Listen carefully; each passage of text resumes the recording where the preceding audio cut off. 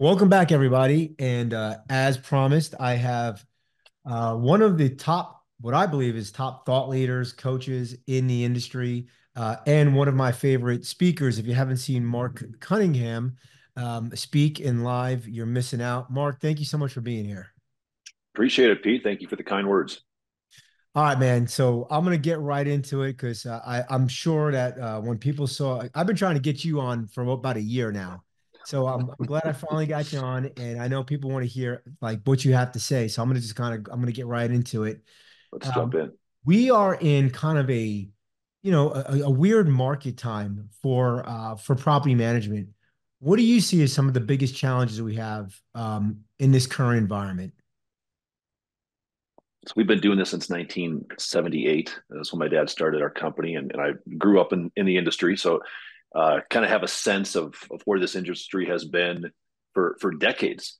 And this is kind of the world I live in. So I think this is the most challenging time our industry has ever experienced. And the big thing that jumps out to me is we've got a couple conflicting challenges slash opportunities hitting us in the face like never before. And the biggest one, I think, is legislation. The legislation that is coming from a state level, coming from a federal level, coming from HUD, and you combine that with a lot of the compliance regulations that our industry is experiencing. That is something that we've never experienced as an industry before. I mean, just look at a couple things that we're experiencing right now. You've got the President of the United States of America in his State of the Union address, right? This is the annual, hey, America, here is how we are doing.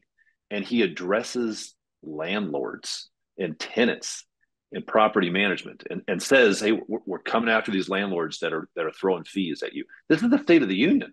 Like, so I'm not making a political statement, but like that's a big deal. That's not something our industry has experienced before. You've got states, California typically leads the charge on this, right? Trying to pass legislation that would prohibit the number of rental properties big companies can own because they think it's bad for American Homes for Rent and some of these to own a lot of single family homes. And that doesn't impact us to say, well, gosh, I'm not going to own thousands of rental properties. How does it impact me? But that's a shift, right? That's a hey, we shouldn't let landlords own too many properties because it's bad for the consumer. You have that, and then you have literally, and the National Apartment Association does a good job at tracking this. You can jump on their website and see it. They track every state law pending. In the last legislative session, there were, I think it was 150 potential laws in just about every state that were not just landlord laws, but they were anti-landlord, pro-tenants. Landlords can't pull credit reports.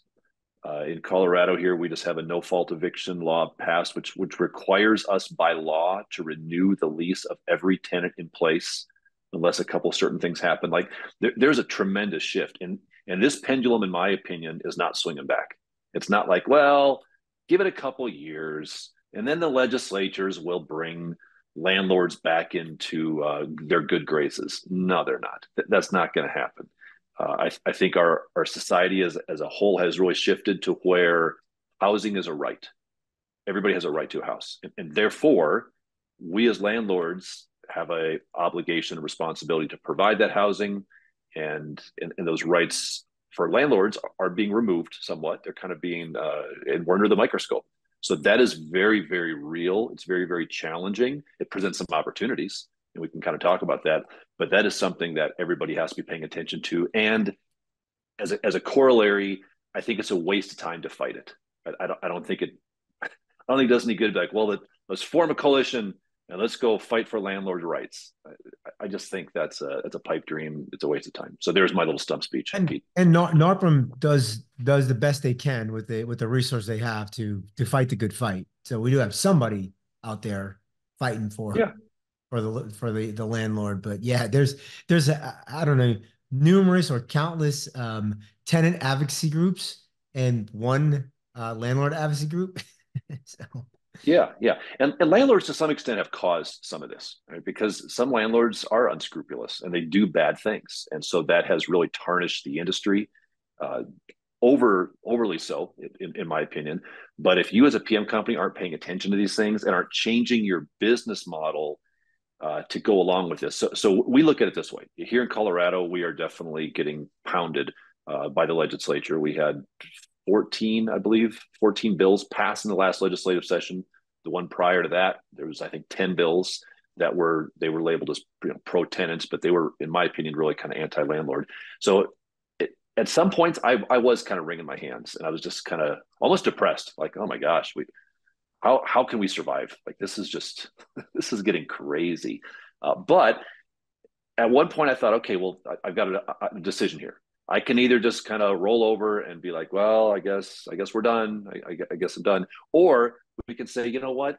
Let's figure out how to operate under this new regulatory environment. And while a lot of our competitors are wringing their hands and just being upset and crying and complaining and, oh, what are we going to do? This guy is falling. Let's go make it happen. And I think that's the opportunity is while our competitors are literally closing their doors in a lot of cases to say, I can't deal with this. We will figure out how to deal with this. I believe we're smarter than a lot of these legislatures that have passed some of these things. So we're reading the bills. I mean, we're reading the bills. We're talking to our attorneys. We're putting things in place to ensure that we're, yes, absolutely 100% compliant. And we're really going to use this as a springboard opportunity to thrive in a highly regulatory environment while our competitors aren't. So you see a contraction in the industry of maybe less property management firms, like you seeing Yeah. people close doors, you think? So every time these new legislative waves come, there's always this little back talk in the PM industry of, well, you know what? This is really a good thing because it's going to get so regulated that other property management companies aren't going to open and owners are going to be required to use us because it's going to get that highly regulated. That's been talked about for 15 years and it's never really come to fruition, right? A bill passes and we're like, oh, this is going to be great because people are going to use professional property managers. Well, they haven't. They're going to be independent if they want. I really believe this time, at least in our market, this time is different because the legislation has become so heavy that it is almost impossible to self-manage anymore. So we have self-managing landlords calling us at record numbers. We had more leads last month to our business than we've ever had in a month, ever in the history of our company. And it's not because we're doing more marketing, it's because people need professional property management. At the same time, we do not have new competition coming into the industry. The sales market is slowing. And every cycle when the sales market slows, the same thing happens. All these real estate agents who can't sell are like, well, I haven't sold any properties. I guess I'll do property management. How hard can that be? Well, this time we're not seeing that, at least in my market. We're not seeing real estate sales agents open property management companies because they look at the compliance and they look at the regulatory industry and they're like, I can't play that game. That's too challenging. So we have no new competition coming on board. We have a lot of owners who need our services who self-managed previously. We have existing smaller PM companies closing their doors. So that creates an opportunity for us to really capitalize on these things here. So and I think that's going to expand into more markets. I really do. I mean, look, I'm in Texas, and we're seeing some of the stuff in Texas as well. Like Texas is usually the land of the free, and we're Yeah. going to see more and more regulation come in, whether you want to call it pro tenant or anti uh, landlord. Yeah. So, So so, so people have a decision to make, right? Are they going to cry about it and complain about it and go fight it? Or are you going to say, okay, let's play the game and let's make sure we're compliant, but let's now set ourselves up as the experts. That's what we're doing, Pete. We're really trying to talk to the public to say, hey, it is risky to have a rental property. It is really risky. It's never been riskier, in my view. So therefore, you need to work with somebody who knows what they're doing.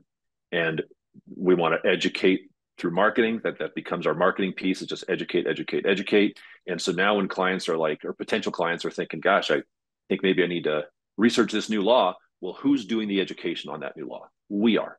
We're educating the public. We're telling them about these laws, not in a, hey, we're so great, you should use us. Just educate, educate, educate. So when they want to work with the quote unquote expert, hopefully that's going to be us in their opinion. yeah, I think the term professional property management has never been more apropos than it is today, right? I mean, you have to, as part of your job as property manager, as owning a property management firm, is being on top of these changes, this ever changing landscape. And if you use it wisely in your marketing, like you're talking about, you're gonna increase your business. There's no Yeah, doubt about it. There's no doubt about it. absolutely. All right. So Mark, you are the business coach extraordinaire. You've worked with, I don't know, is it hundreds or thousands of companies now? I mean, you've worked with tons of people these A days. lot. Yeah. A lot. Um, what are some of the top mistakes that you've helped people through? Like, what are some, like, with all your clients out there? What are some recurring mistakes that you see? Man, I've just seen this over and over and over again. What are some of the top mistakes people are making out there? Yeah, it's interesting. Everybody thinks that their problem is unique, but there's four, five, six problems that really are centric to most folks as they're growing their PM companies. I think the biggest problem people are facing right now is growth. Is they're losing more doors than they're bringing on, and people don't want to talk about this. Here's what I hear all the time, Pete. Hey, Mark, I don't know what to do. My company, everybody's growing except me, Mark. Everybody is like growing like crazy, but I don't know what I'm doing wrong because I'm not growing. My my bet, Pete, I'm not a betting man, but I'd be willing to bet a lot of money that the vast majority of property management companies in America today are smaller than they were 12 months ago. And I don't say that in a negative way. I say that because if that's you, it's not just you, it's the industry. Our industry is contracting a little bit because the sales market has been so crazy hot that owner clients are selling. And then you tack on some of these legislative issues and And you then get you don't have another the batch of owner accidental, you don't have the clients. accidental landlord anymore because they can sell their property, right? Like, when they can't Well, sell I properties when we get that Yeah, client. I So think I think we're seeing the accidental landlords kind of come back in because people have an interest rate of 2.85%, and they have to move out of their house, and now they're like, gosh, I don't want to give up this interest rate, so I'm going to convert it to a rental. So we are seeing the return of the accidental landlord in a massive way. What we're not seeing are investors. If you're a real estate investor, you have not probably bought a property in the last 18 months. And you're not on the market for it. The investment world that we lived in for a decade when interest rates were low and investors were just buying this stuff faster than they could in most markets is as close to dead as you can get. Now, in some markets, I get it. If you're in Georgia, if you're in Tennessee, investors are going there, absolutely. But in the vast majority of the investment space, real estate has lost its luster. It's not as attractive as it was. Bigger pockets, right, which is a massive. Hey, you got to invest. You got to invest. You got to invest. If it's interesting because if you follow their stuff, they have really switched to maybe you shouldn't invest right now. Here's some markets that are uninvestable. You better think twice before you do this because people are getting it that this is not a slam dunk. Real estate investing is not as attractive as it has been for literally the last decade. So those investors are no more. They're going to put their money in other places. and I would also look at with the legislation changes, people don't want to buy properties anymore. All of a sudden, there's not advantageous because of all the legislation changes. So, not, I can talk about Houston. That's our market here. And in Houston, that the housing price has gone up dramatically over the last 10 years, right? So it used to be this major market where the home prices were kind of low. And then that was fine. Like people would buy because it was getting a good deal. Well, today those housing prices aren't low. Plus, our insurance requirements are higher than ever before because we have these things called hurricanes that blow through every 5, 6 years. And uh, and then our property taxes is pretty high. So if you tack on the extra interest rate, the housing price increase, and then the insurance and the taxes, it's no longer an investable model, in my Yeah, opinion. And I've I been buying agree. properties here for, since 2020. I'm sorry, So 2000, yeah, since I 2000. agree 100%, Pete. And we're talking about the biggest problems PMs make, and this is it: is they're still marketing to investors because that's where all their clientele came from over the last decade. That clientele group has dried up, and it is no more. You're marketing to a group that doesn't exist if you're marketing to investors. So I think PM companies need to shift their marketing and now start marketing to the accidental landlord, which means you need to be talking about things like the topic of should I rent my house or should I sell it? That's what people are Don't wanting. lose That's what your the interest rate. accidental landlords. Something like maybe like don't lose that interest rate.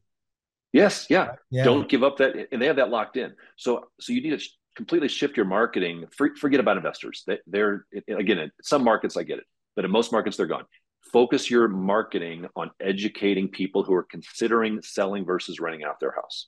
So that's mistake number one, is you got to change who is a potential client on the front end. And if you do that, that'll hopefully bring on some new leads. But don't feel bad if you've gone backwards. Everybody almost has gone backwards in the last year or two.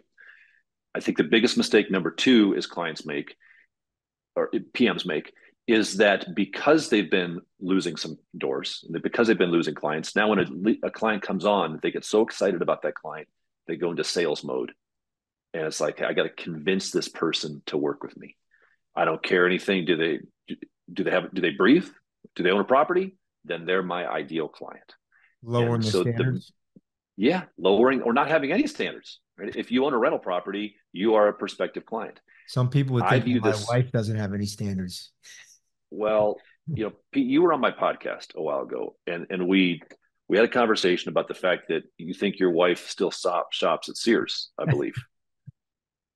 Did you have a conversation with your wife to clarify that, Pete? I did have to have a clarifying conversation with my wife. But anyway, Does she moving admit? on. Does she? Okay, people need to go back and listen to that. That was a good conversation. Uh, so uh, I totally lost my train of thought when we started talking But about no stars. standards or lowering No standards because they're standards. so worried they're so happy that somebody is that they're gonna get that they got a client on a hook that they're willing to basically take anybody Yeah. or anything. The only thing worse than not bringing on a new client is bringing on a wrong fit client. So you're much better off just keeping your standards high, and you're going to grow slower because of that. But you have to be okay with that. That's I can't tell you how many PM companies I've talked to, Pete, that have gone through this cycle. I just talked to one just this week, and they were at like 250 doors. They look at their client base, their owner client base, and they said, "Gosh, I've got 35% of these people are just not a good fit for who I am. So now I'm going to start purging. I'm going to start letting 100 of these clients go. I'm going to downscale all the way back to 185 doors, and I'm going to start rebuilding from there." Like that is so repetitive. Companies focus on growth. They get to 250, 300 doors, 400 doors. They realize it's a broken business model. They chop off 40% of their doors, and then they rebuild from their health in a healthy way. The wiser thing to do is to build healthy from the front end and to go slow on the front end. And it's going to be a little bit slower, but you have to be okay with that. Any other any other mistakes that you can think of or that you see that people make? I think this falls into one of two categories. Either they overstaff and hire way too quick, or they just wait and wait and wait. And it seems to be one extreme or the other. Very rarely are people balanced, and I guess that's the mistake. Not being balanced with your hiring needs. Either they buy into the lie, and I do think it's a lie, that hey, I got to staff up for growth. I have to hire for growth. Well, you got to have the growth before you staff up for it. I can go out and hire 5 new people tomorrow. That doesn't mean I'm going to grow my door count. Right? There's not a direct correlation there. So you've got to make sure the lead flow is coming in, and then you've got to make sure that yes, you are staffing up to handle that new growth. But just if you can't grow, your solution isn't to go hire a bunch of new people. And the converse is true as well. Some people are so afraid of losing doors. I talked to a buddy of mine this week, and they're managing 650 doors with 4 people. Wow. I can't understand why I'm so stressed out. I just can't. like, like man, you're crazy. This is insane. It's making good money because there's no payroll expense, but Right. they're wondering why they're burning out on that. So I think it's finding balance in as you're growing. You've got to be bringing on people at a good rate. And my recommendation to folks that way is review your hiring needs at every 50 doors. So when you're starting off, and you hit 50 and you hit 100 and 150, every one of those should trigger a conversation in your head to say, hey, do I need to hire another person? And if you decide no, if you're like, no, I'm at 100 doors and no, we're okay. I think I can get to another 50. Okay. Then you're not allowed to have that conversation with yourself in your head until you get to the next 50 doors. Because what happens is people, PMs, continually replay it. Like, no, I'm not going to hire right now. And then 2 weeks later, they're like, maybe I should hire somebody. I think I do need to hire somebody. I don't know. Maybe I'll put an ad out. And then that becomes this continual stressor. Just you're not allowed to have the hiring conversation with yourself until you achieve another 50. Then once you have 50, yeah, look at it. And if you need to hire a VA, reach out to Pete, reach out to VPM, and look it up, bring on a VA within that. But you got to just trigger it at 50, a 50 door count, in my opinion. It's funny you say that, as you're talking, I'm like, man, we did that exactly at Empire where we overstaffed. Like we were that company. It's like, oh, we're gonna staff for growth. That's just terrible, right? Because it just kills your profit margin. And so finally, after years, we got to the point where we knew at how many doors where we needed a new insert person here, maintenance coordinator, leasing coordinator, assistant property manager, project manager, whatever it was. We knew what that door count was. And then we actually knew how many leads and how many conversions we were getting each month. We knew how long it would take us to find somebody and to train them. And then we just started backing it out and doing the math, right? So, for example, like a maintenance coordinator, I knew was 90 days to train, and it was probably, let's call it 30 days to find. So that's 4 months, right? And when I knew that we needed them at X doors, and I knew I was bringing in 25 doors a month, it's like, okay, well, we know that in 4 months I'm going to need somebody, but I need to train them and hire them. So I need to find that person today. So that's kind of how we did it. So Yep. it becomes math. But I love Yes. what you said is, especially when you're smaller, if you don't have that conversation, so you hit the next milestone that you put out there, then have that Yeah. conversation. Saves you a lot of anxiety. Absolutely. And I always, this is what we did for our company. So we're at, what are we? We're at over 1,000 residential doors and a couple hundred on the commercial side. And we are growing at a good clip. We've always operated with kind of a lean mindset for literally decades. Our operational mentality when it comes to staffing was to always be a little bit understaffed because that gave us a bigger profit margin and it gave us a margin of safety. So the idea is if a big client comes in today and says, "Hey, you guys are fired. I want to sell all my doors." We're like, "No problem. It's not going to be a major because we're not overstaffed, and I'd rather be built and structured to manage 100 doors while I'm managing 110 because it gives me margin of safety." So we always were structured to be about 5% behind how many doors we were actually managing. And it makes us busy. I mean, it makes us really busy, but it gives us a margin of safety there. We've done that forever until last August. So last August, What happened we, uh, last we month? we were growing really fast last year, and I looked up and I was suddenly like, oh my gosh, that 5 to 8 to 10% margin of safety has now ballooned into like a 15%, and it's not a margin of safety. Now it's become a margin of error. Right? So now we're dropping balls. Now we have more work than we could handle, and it's starting to create problems. So I had a team meeting, and I said to our team, guys, we're changing our philosophy on how we're going to be structured. We've always structured ourselves to have a margin of safety. We're going to be structured for 5 to 10% less than we're managing, but now we're getting so big that doesn't work anymore. Now we need to flip it.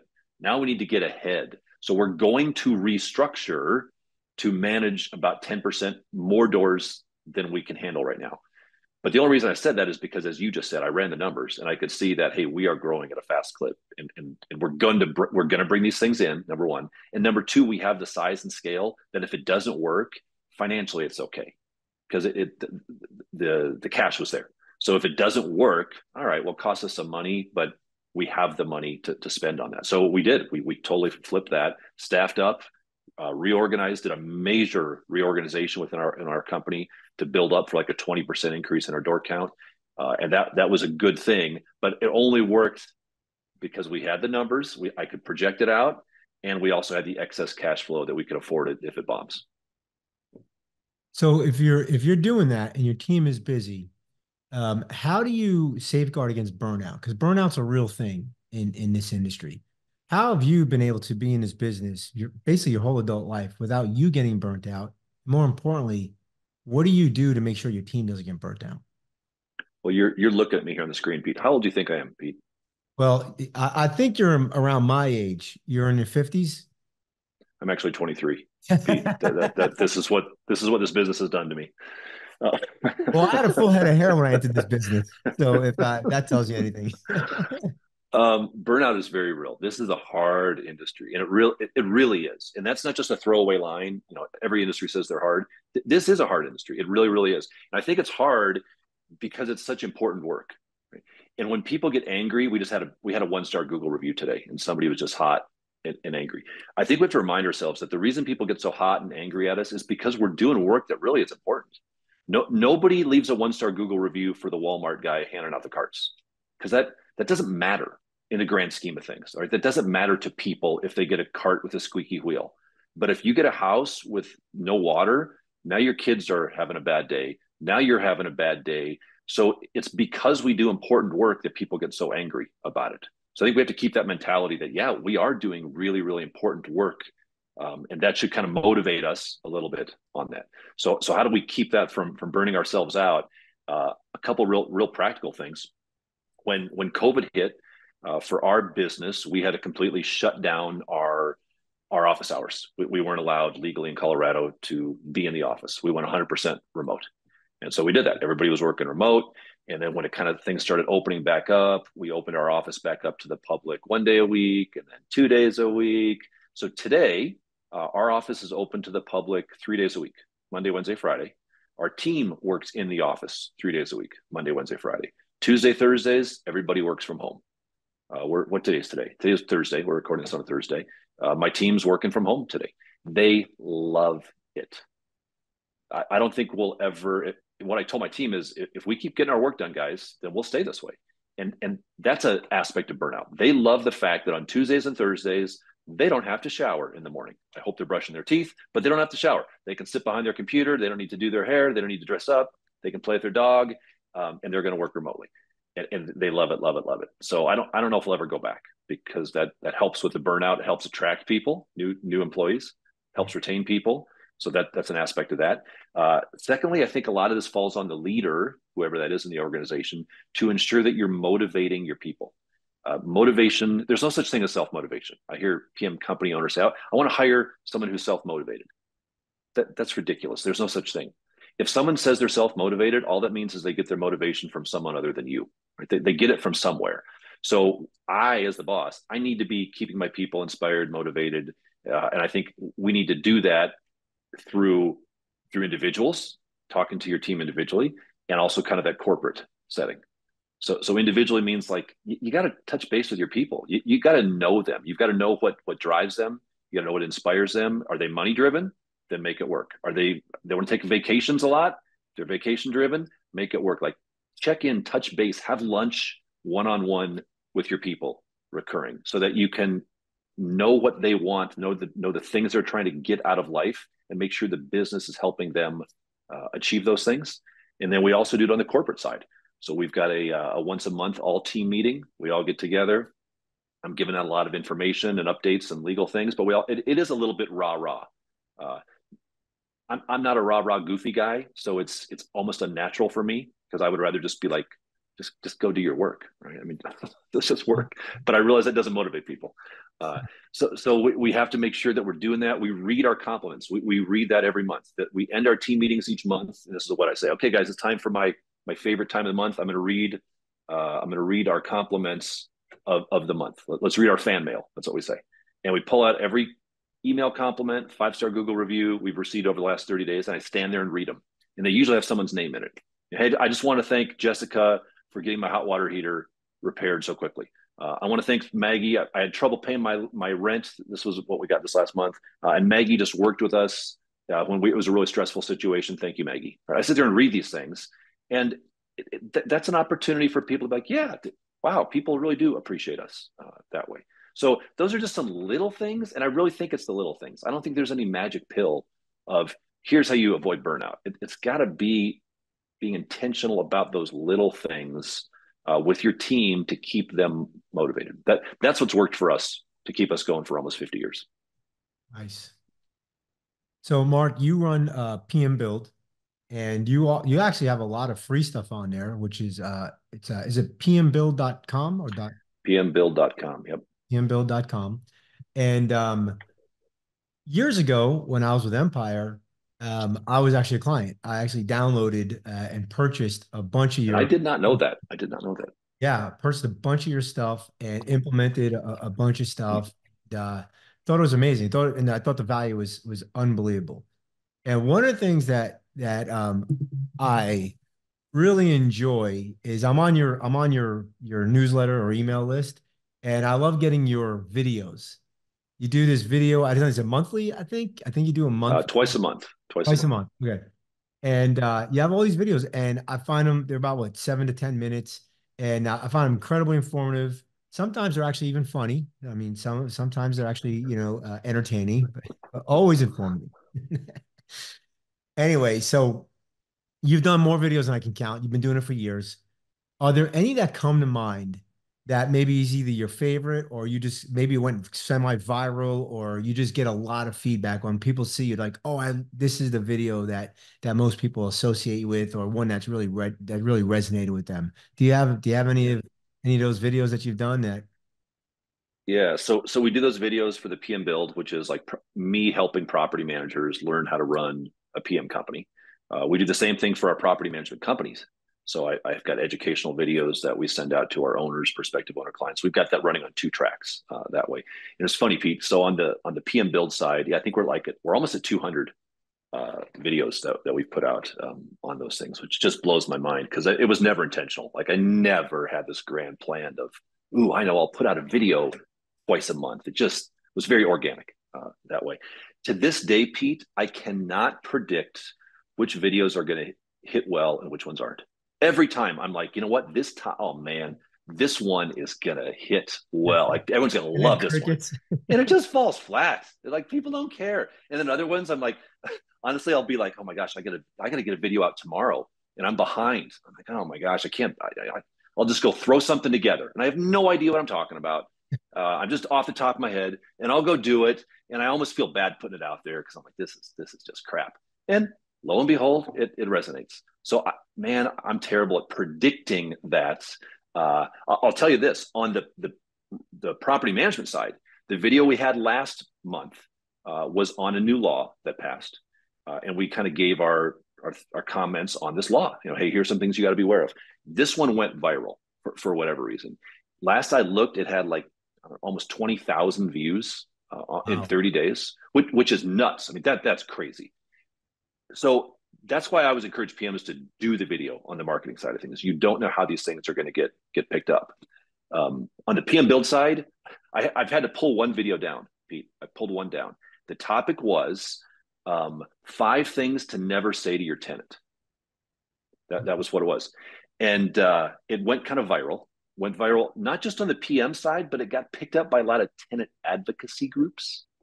And so all of a sudden, all the comments were like awful because all of a sudden I'm looking because I go in like once a month and I just see and I look back and like, wow, this thing's got a lot of comments and I'm starting to read the comments, and the comments are like, this guy is a slimy landlord. We should kill him.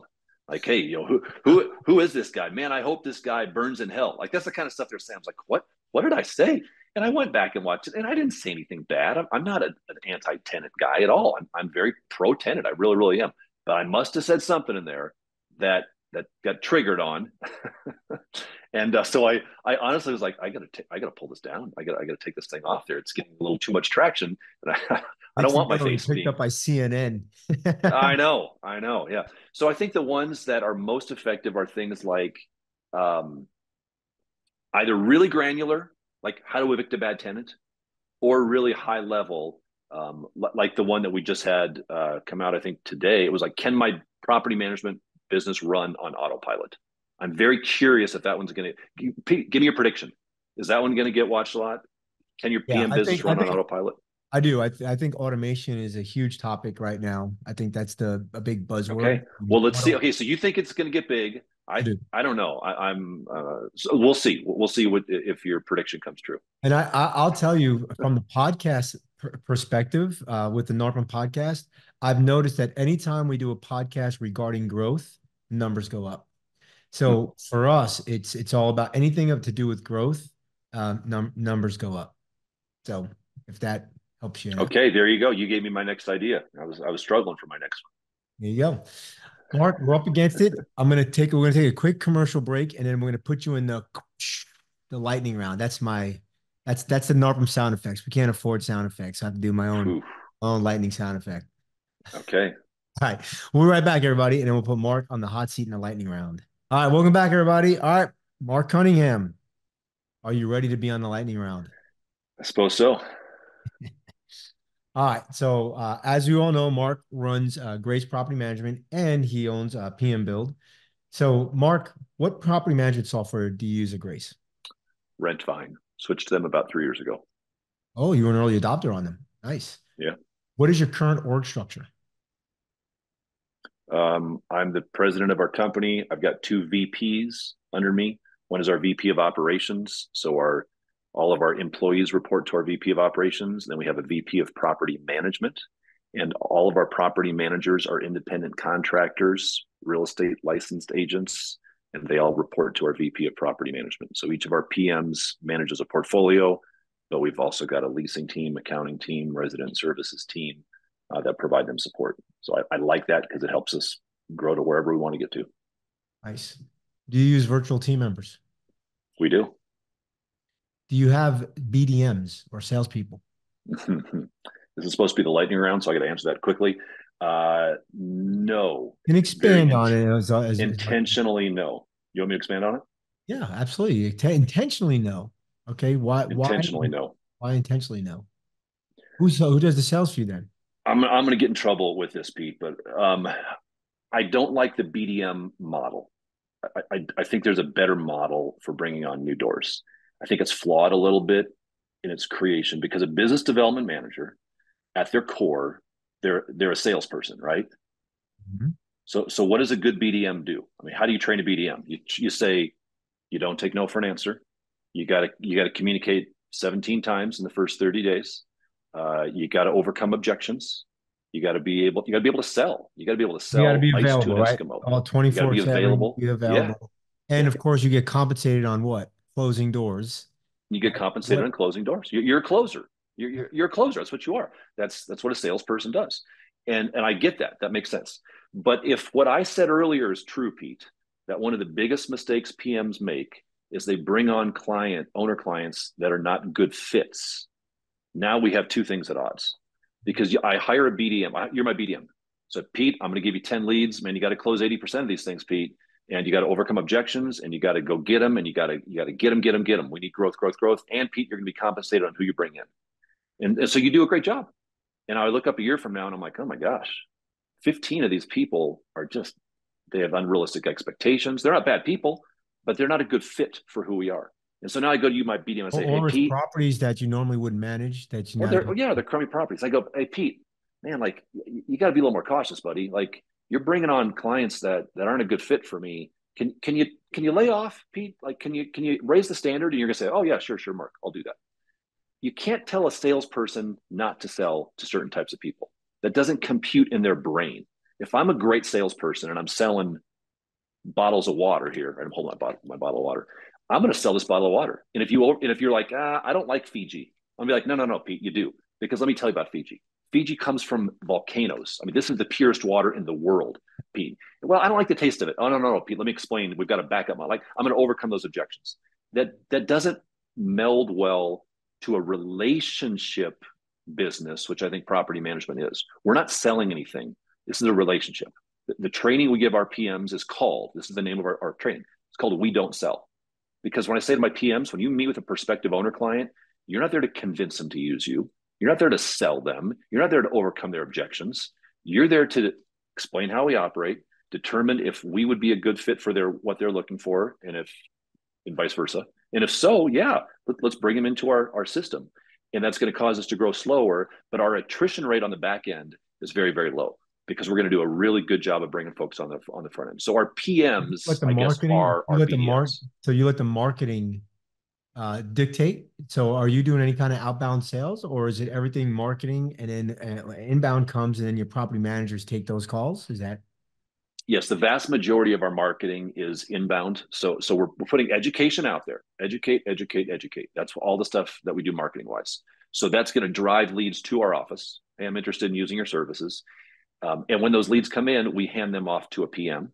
and the PM's going to put on their BDM hat for just a minute, right? They're going to play that role of BDM. But if I'm the PM, Pete, okay, and I'm talking to you as a prospective owner client, but I'm the PM, I'm not just a pure BDM, I'm the PM. Now I've got a whole different filter for you. Because now if you have a junk property or you don't want to fix it up, or you're telling me you want $2,500 a month for a property I know isn't going to go for that. Now I, as the PM, knowing that I'm going to be managing you, I'm going to say, Pete, I don't think we'd be a good fit for you. A BDM's never going to say that. They can't make those words come out of their mouth. I'm not going to be a good fit for you. That's contrary to their nature. So that's why I'm not a fan of the BDM model. I think the way we do it is a Do you better see where, structure. do you see where it could go the other way though, where the BDM, the PM is happy with the amount of doors that they're managing, they're happy with the money they're making, so they don't want to grow in any way, and so Yeah, they, happens all the time. So when they get to the point they don't want to grow and they're good, they're solid because they're commission based, right? So if they do bring that on, they get a raise.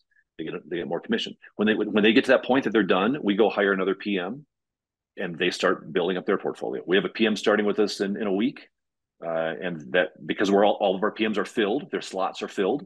So we have a new PM that's starting with us in a couple of weeks, and they're going to be playing that role initially of BDM, of following up on the leads that and do have come you in. give them a starter kit, like, yeah, here's your first 10 doors, or they start at zero and then they're just basically We selling? have so many doors right now that we do give them some.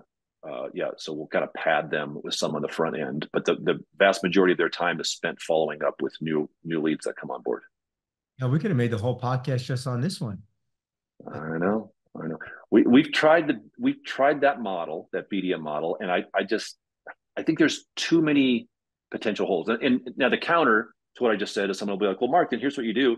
You just only pay the BDM if that account stays with you for like 60 days. That's the solution. Well, that's the stupidest thing in the world, Pete, because here's what a BDM hears. Here's how they interpret that. If you just tell me that, I think, okay, so I'm going to lose 15% of the people I bring on because you, Pete, you're not going to be able to manage them for 60 days. So I better bring on an extra 10% to buffer myself for the 10% they're going to leave in the first 60 days anyway. So now I'm going to open the door even wider.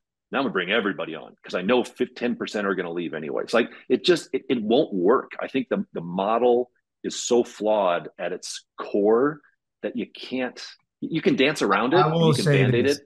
You We've can't make done it it. work. We did that model, and it creates a lot of animosity between sales and operations. Of course There's it does. no, It's no. designed to. All right. Man, I'm gonna get some. You may need to cut that, Pete. I'm gonna get some hate mail from all the and I love BDMs. Like, I'm not I kind of am anti BDM concept, I guess. But if you're BDM, you just got to have a filter. You've got to be able to say, no, I don't think you're a good fit. It can work. It definitely can work, and there's definitely some training involved, for sure. But I always want to ask people that do it a lot, though. What is your annual attrition rate? That's the determining factor to know whether or not it's working for you. Of course, it'll work to bring people on the front end. Of course, it will. But that's if your goal is to have a long-term sustainable business, then your goal isn't just to bring people on the front end. Your goal is to retain them on the back end. So my question to companies that have BDMs is simply this: what is your annual attrition rate? And if it's more than double digits significantly, then maybe this isn't working out as well as it should. So our attrition rate last year, the owners that left us, was 8%. I'm very happy with that. that's really low. My understanding is that it's about 20% is the industry average. Yeah, I think so. I think in a normal market, it's going to be from 10 to 20. If the sales market heats up, it's going to lean towards that 20 number. The sales market slows down, it may filter back. 10 is the ideal, right? You can do your service for free. You can give away PM for free, and you'll still lose 10% of your doors every year because life happens. People need to sell. So like 10 is going to happen. If it's much more than that, you have to ask yourself, am I bringing on people that I shouldn't have brought on the front end? So that's the way to determine whether your BDM model is working, is what is your annual attrition rate. And if it's 30%, then you've got too big of a front door. You're letting people in that you shouldn't have let in. You've got to talk to your BDM and say, hey, we need to build some more filters in because we're bringing people on that we shouldn't have brought on. Was that the longest question ever to a lightning round? I would say not our The normal longest lightning answer? round stuff, but we're I'm gonna. sorry, Pete. That's all I'm right, sorry. man. I think it was very valuable. But I do have to ask you a couple more lightning round questions Okay. before I let you off the hook here. What was your first job? selling candy out of my garage to my neighborhood kids when I was like in first grade. Best job I ever I had. thought you were gonna say cutting the lawn, right? Didn't you cut lawns at Grace? Oh yeah, I cut Yeah. lawns too, but my first job was selling candy. That's my goal. I'm gonna go back to that someday. Does pineapple belong on pizza? Depends on the day. That's an interesting answer. All right. What Disney character do you most associate with? Jeez, that's the hardest question I've ever been asked, Pete. Uh, just I'm blanking out. I can't even think of any Disney characters. I'm gonna say you're kind of a leader, so I'm gonna say Mickey Mouse. How about that? I'll go with Mickey Mouse. Yeah, I like Mickey. All right. All right. What's one book you're currently reading, or what is one that has impacted your business or life that you would recommend? Oh man, one book I'm currently reading. Here, it's on my desk right here. 38 Letters, J.D. Rockefeller to his son. Fabulous, fabulous book. I would recommend it to everybody. It's actual letters that J.D. Rockefeller wrote to his son when he was like approaching 100 years old. Never thought they'd be published. It's like amazing business Oh, recommendations. Little known book, but it's quickly becoming one of my favorites. awesome. And then what do you prefer, dogs or cats? Cats should not be allowed to live. Now I'm an that's gonna get opinionated some guy, hate Pete. mail. The whole BDM Uh, thing, no problem, but now you're gonna get some hate mail from cat lovers. Dogs. Uh, I'm a dog guy. I like a dog. all right. All right. Well, Mark, thanks. You survived the light. Well, we barely survived the lightning round on that one. But so thanks so much for being here. If people want to get a hold of you or they want to learn more about PM Build, what's the best way that they can learn more about PM Build or get a hold of you? Yeah, best way to get a hold of me is through PM Build, pmbuild.com. That's all of our property management education stuff. That's where all of our videos live, all the stuff there. That's the best way to reach out to me that way.